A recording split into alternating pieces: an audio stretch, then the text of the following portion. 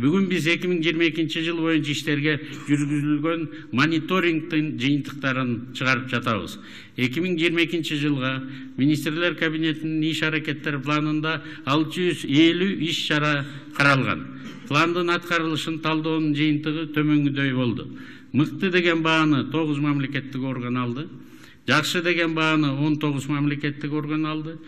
5-4 менен катар тилекке каршы орто жана ортодон төмөн алгандар дагы бар. Мыктыларды өзгөчө белгилеп кетсем, алар мамлекеттик салык кызматы, эмгек социалдык камсыздоо жана миграция министрлиги, өзгөчө кырдаалдар министрлиги, ички иштер министрлиги, коргоо министрлиги, тышкы иштер министрлиги, юстиция министрлиги, улуттук статистика комитети, мамлекеттик кызмат жана жергиликтүү өз алдынча башкаруу иштери боюнча мамлекеттик агенттиги, социалдык фонд.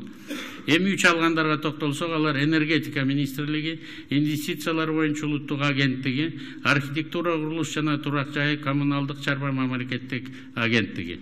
Тилекке каршы 2 алган 1 эле орган аныкталды. Бул жаратылыш ресурстары, экология жана техникалык көзөмөл министрлиги. 3 жана 2 алган мамлекеттик органдардын жыйынтыктарын салыштырмалуу жарым жылдыкка караганда бир топ аз, төмөн. Тилекке каршы жоопкерчиликсиздик мамиле жетекчи тарабынан план боюнча приоритеттин жана ички түзүмдүн бөлүмдөрүнүн ортосунда координациянын жоктугу байкалууда. Пландын пункттарын аткаруу үчүн тиешелүү көзөмөлдүү катуу жүргүзүлбөйт.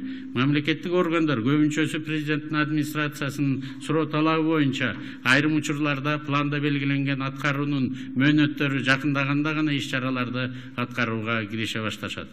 Урматтуу кесиптештер, быйыл Кыргызстандын тарыхында биринчи жолу ар бир мамлекеттик органдын бирдей жоопкерчилигине жана салымына, иштин эффективдүүлүгүнө талдоо жүргүзүүчү мониторинг жана баалоо системасы киргизилди.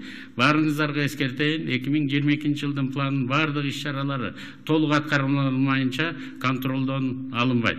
Министрлер кабинетинин иши 2 кадам алга жүрүп жатканда, бир эле ведомствонун ишин аксагандыгы бүт аткаруу бийлигин ишин кайра артка тартат. Мамлекеттик органдар ар бир тапшырманы кынтыксыз аткарууга милдеттүү. Келе жаткан 2023 жылы биз дагы бийик социалдык экономикалык өнүгүүнүн камсыздоону көздөп жатабыз.